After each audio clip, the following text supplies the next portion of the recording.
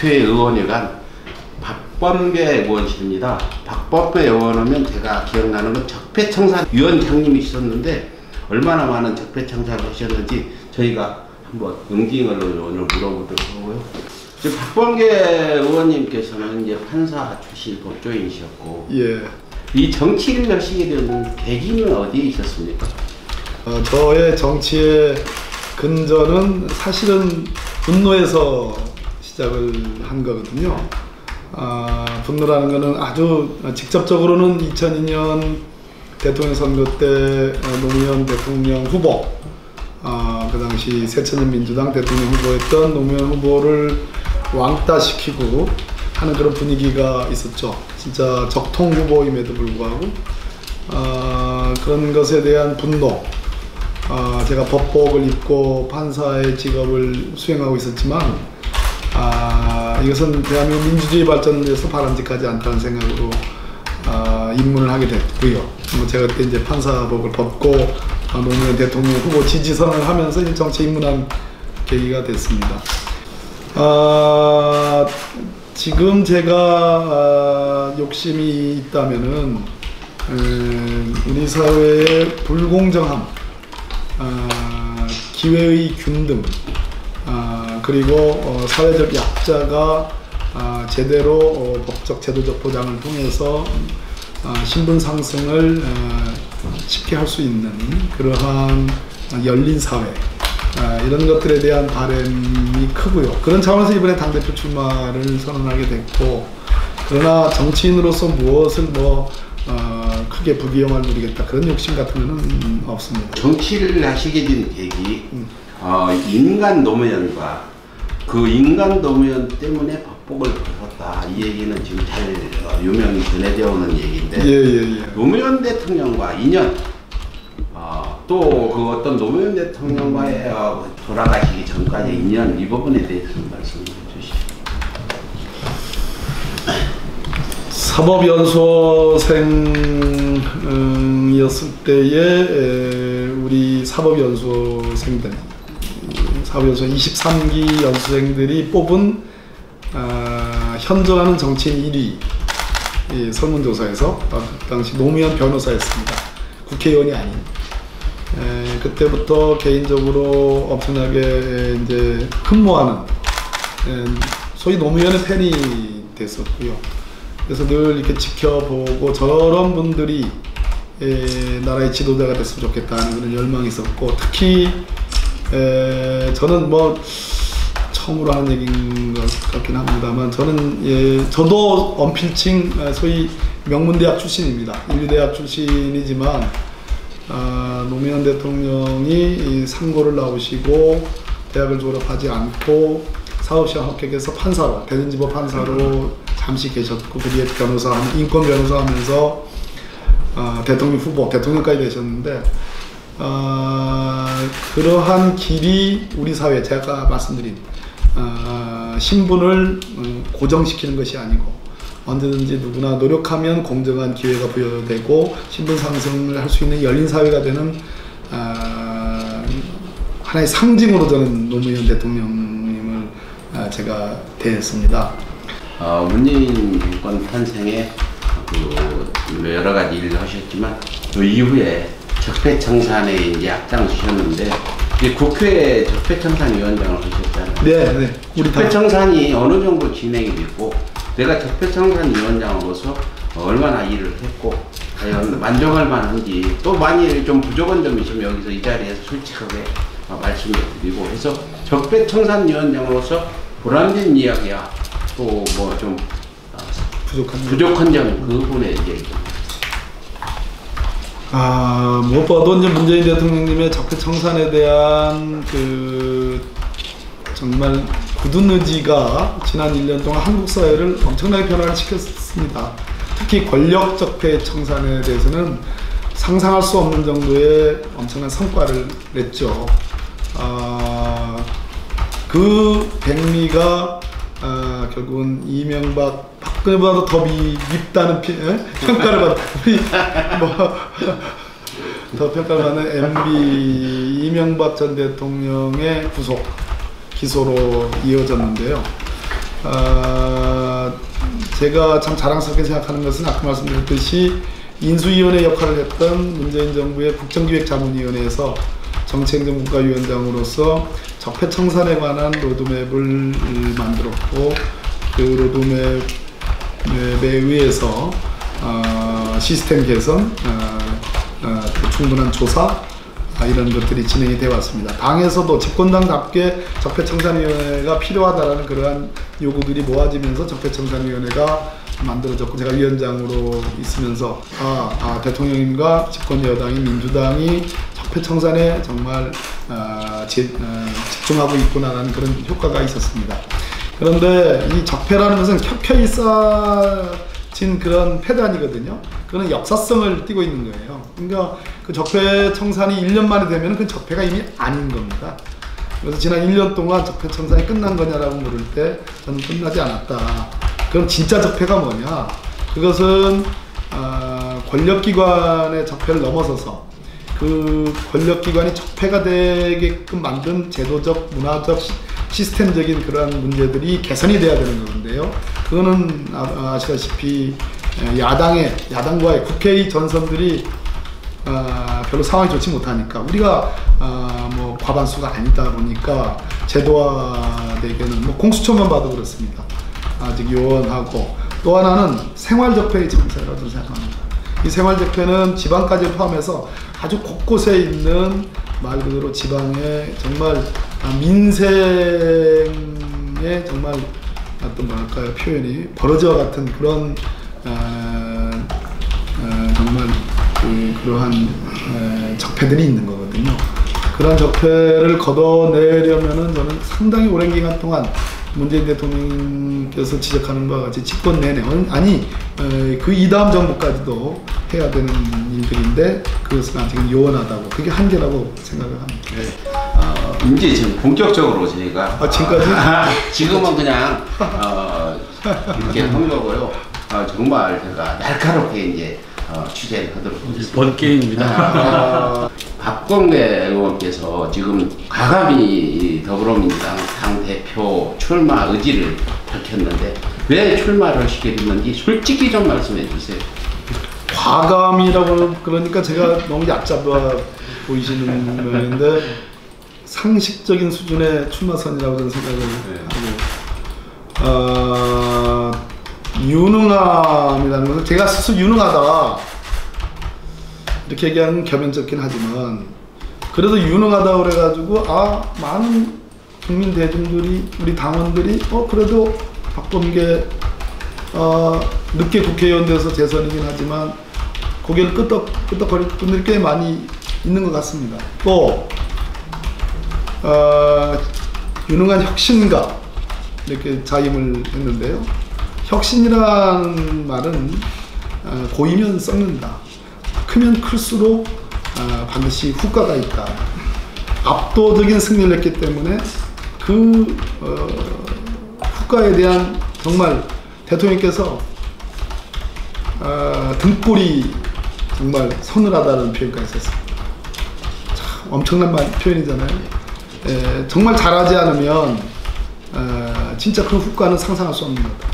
국민들이 직접 민주주의에 대한 열망이 그대로 드러났는데 저는 오래 걸리지 않는다고 봅니다. 그렇기 때문에 매일같이 일진 우일신, 우리 고사성에도 있는 거 아니에요? 매일매일 혁신해야 되는 겁니다. 그렇지 않으면, 그러한 모습을 보여드리지 않으면 정말로 국민들로부터 버림받을 수 있다라는 그러한 전체정명의 어떤 그런 사명감을 갖고 있는 거거든요. 또 하나는 공정함을 말할 수 있는 사람들은 저는 뭐 그것의 구체적으로 그런 얘기할 수 있는 자격, 저에게 있다고 생각합니다.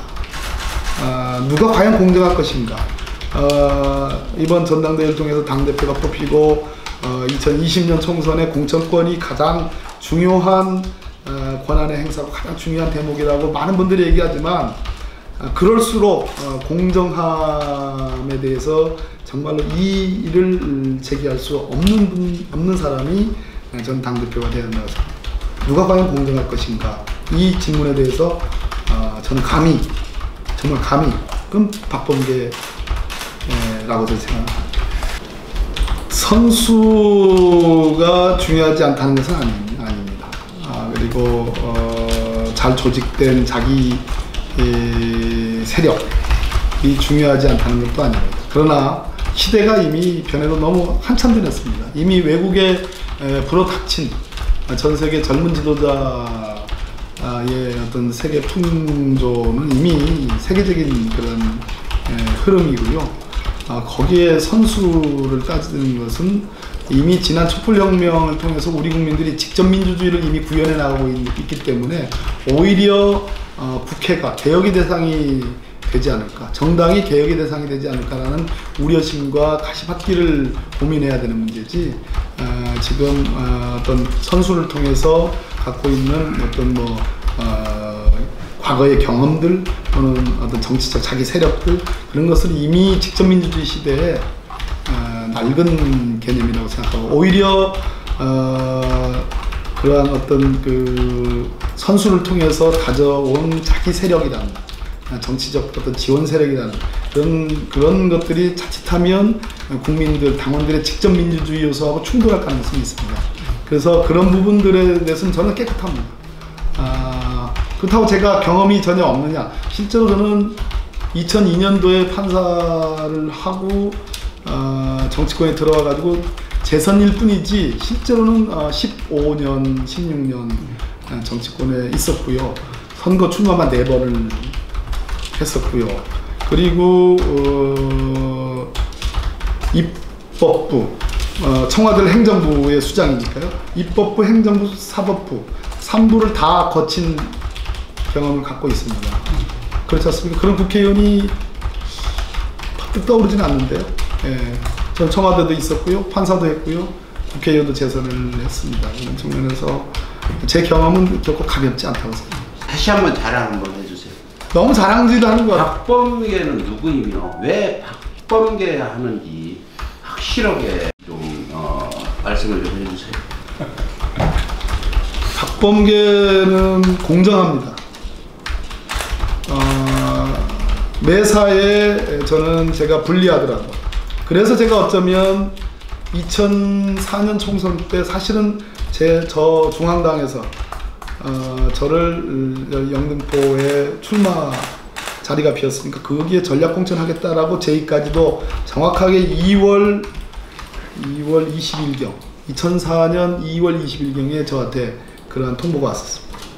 그러나 저는 그거 전략 공천 받지 않았습니다.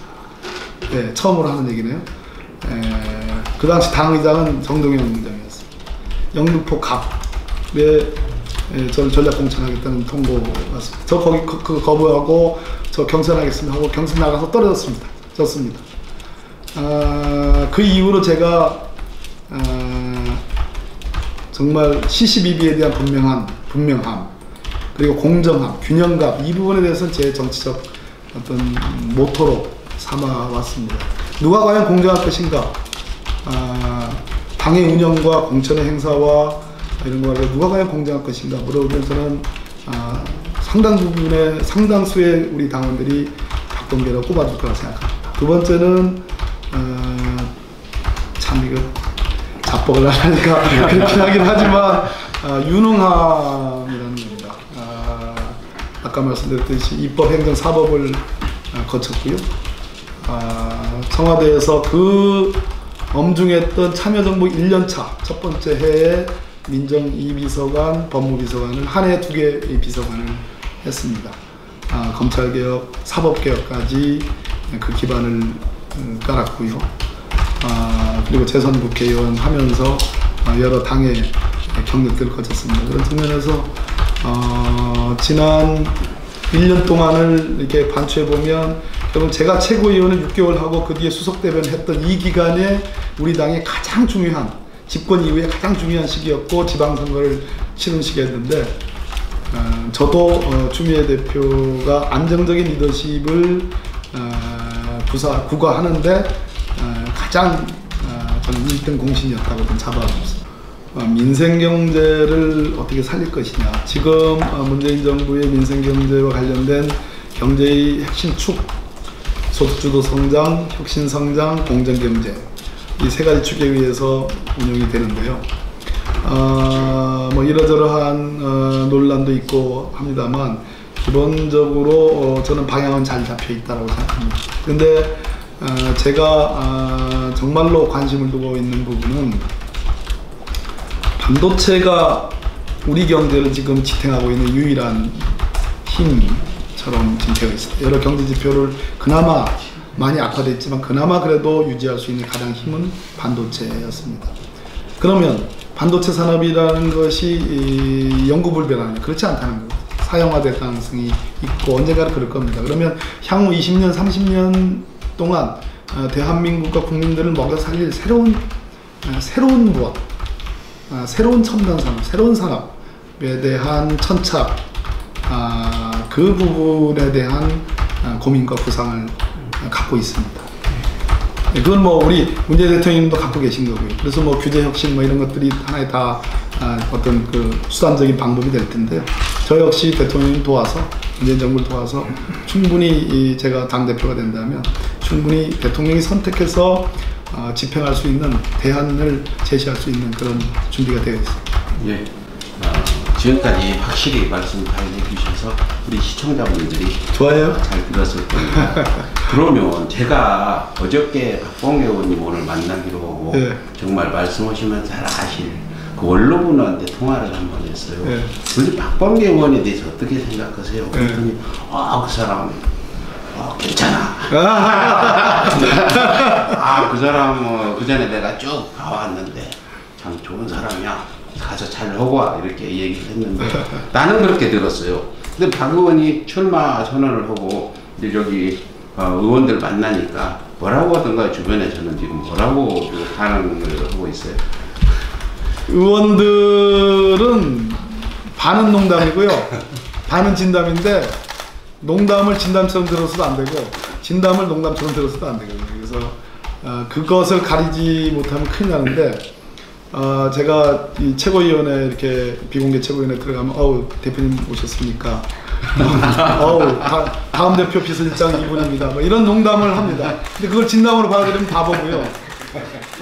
거꾸로 도대체 몇 명의 의원을 확보하셨는데요? 뭐 이런 질문하십니다. 그러면 진담이거든요.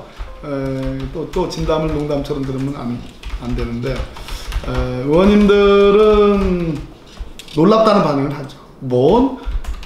몇 분의 의원님들이 전화가 오셨어요. 그래서 도대체 뭔 배짱으로, 그 똥배짱도 아닌데 뭔 배짱으로 그런 선택과 그렇게 빠른 결정을 했느냐. 그래서 그게 박범계입니다. 우리 이제 참모 회의를 하면 월요일에 대공습 뭐 이런 표현을 하는데 그저께요.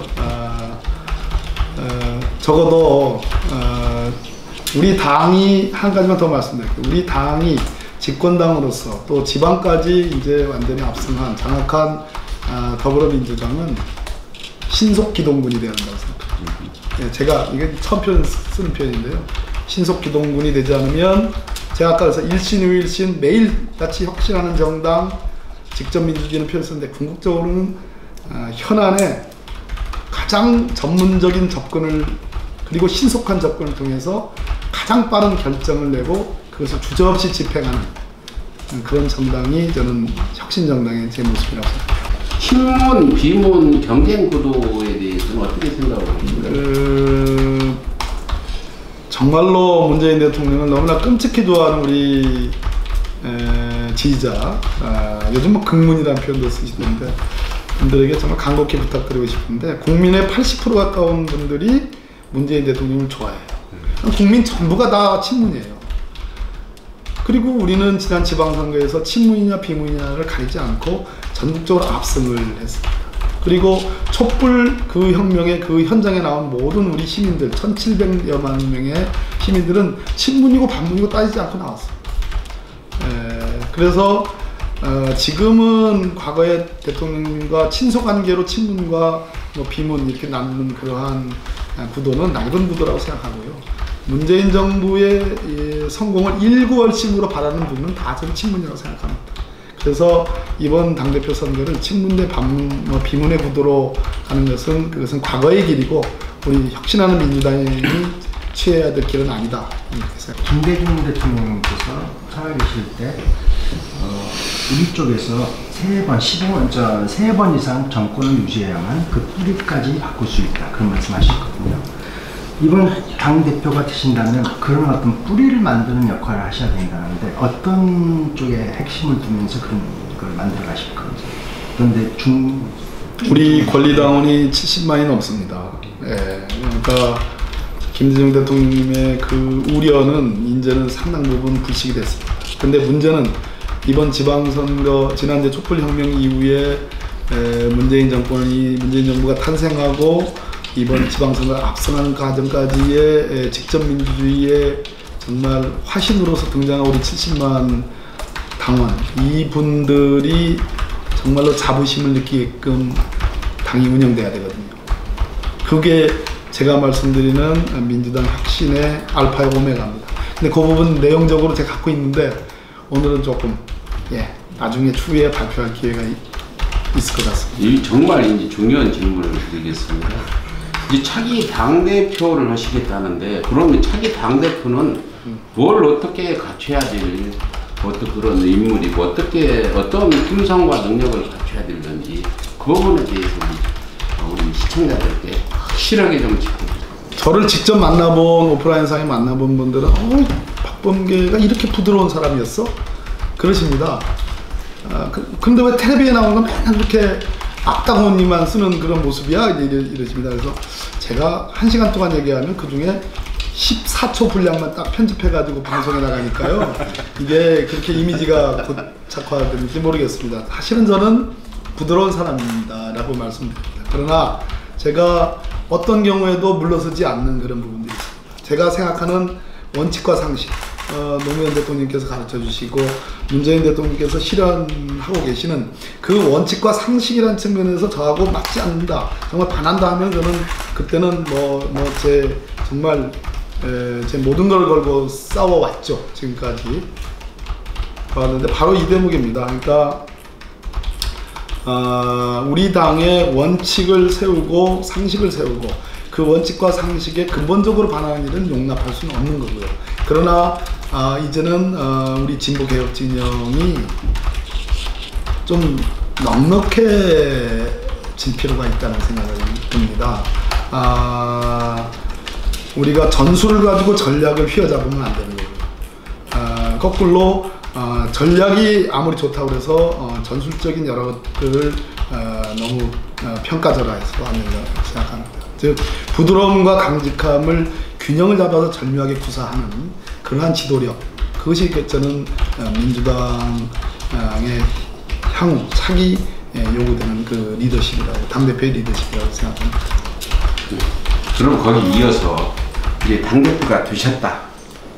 당대표가 되시면 국민들을 위하고 또 당원들을 위하고 해서 무엇을 어떻게 하실 건지 여기서 좀 말씀드리겠습니다. 정당의 혁신 다 변했는데 정치권만 변하지 않았다. 그래서 정치권의 무능함, 또 국회의 구조의 한계, 정당의 한계, 이것 때문에 국민들이 들고 일어난 거예요. 국민들이 직접 실행을 한 겁니다. 일종의 처단자의 입장에서. 그러면 국민 수준까지 아직 정당에 와 있지 못하는 거거든요. 그 정치가 변해야 되는 거고, 최소한 국민들보다 더 앞서 나가는 것이 아니더라도 최소한 국민 눈높이까지는 맞춰야 된다. 이런 정당 개혁이 저는 중요한 거고요. 두 번째는 결국은 민생의 문제인데, 아까 민생 무엇을 가지고 향후 30년 동안 대한민국 국민들을 먹여 살릴 것인가에 대한 집권당으로서의 전 대안이 있어야 된다고 생각합니다. 그 다음에 세 번째는 역시 지방분권이라고 봅니다. 지방이 결국은 고르게 잘 살아야지 국민들이 행복해질 수 있는 거고, 그것은 개헌으로 저는 구체화돼야 된다고 생각합니다. 어떻게 해서 그 노무현 대통령 사위분이 박범 내면 된다, 나는 적극 지지하겠다 이렇게 확실하게 했는데 어떻게 무슨 뭐 술을 많이 섞으셨던 게 아니면 왜 그렇게 했는지 좀 말씀해 주세요. 아시다시피 2009년에 작고를 하시고 온 국민이 진짜 애도했잖아요. 그리고 2011년에 그 이명박 정권의 그 정말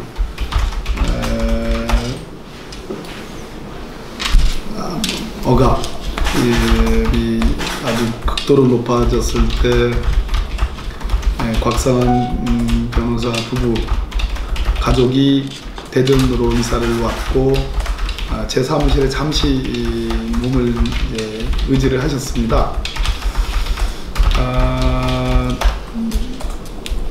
뭐 처음에는 참 이렇게 말을 걸기도 힘든 그러한 뭐 과묵하기도 하고 또 얼마나 고통스러웠겠습니까? 대전 유성구에 이제 조그만 단독주택을 얻어서 전세를 얻어서 이제 그 가족이 있었는데 저도 사실은 그분에게 무슨 위안이 줄 수 있는 길이 없었습니다.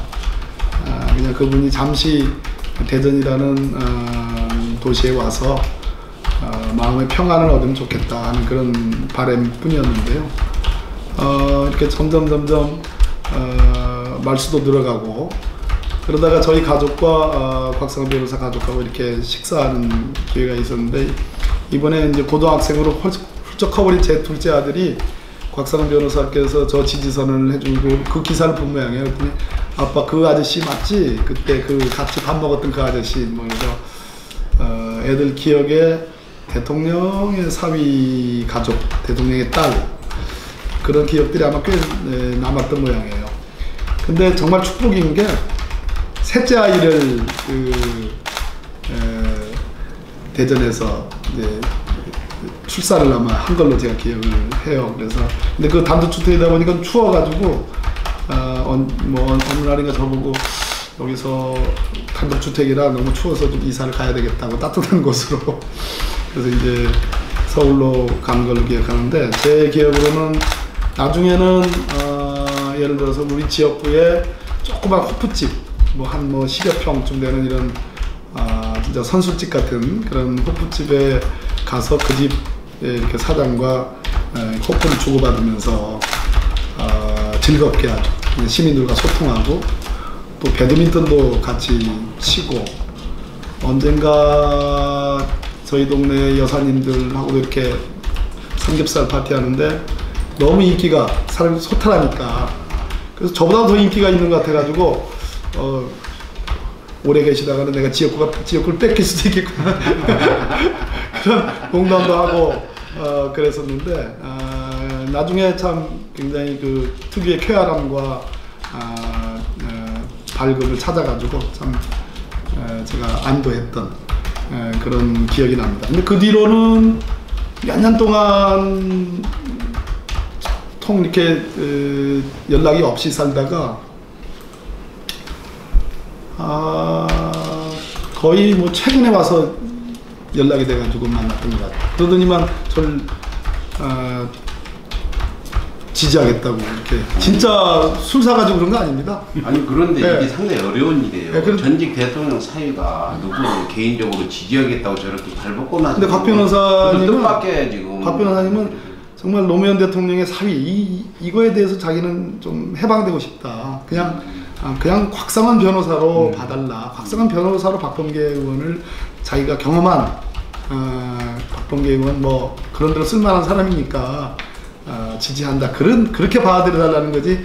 그 노무현 대통령님의 사위 뭐 이걸로 강조하지 말아달라는 그런. 하여튼 곽상은 그 변호사가 지지가 상당히 많은 사람들의 그 인상에 심어질 거라고 보는 부분이고요. 네. 마지막으로 인사말 하고 꼭 하고 싶은 말씀 있으면 해주시면 돼요.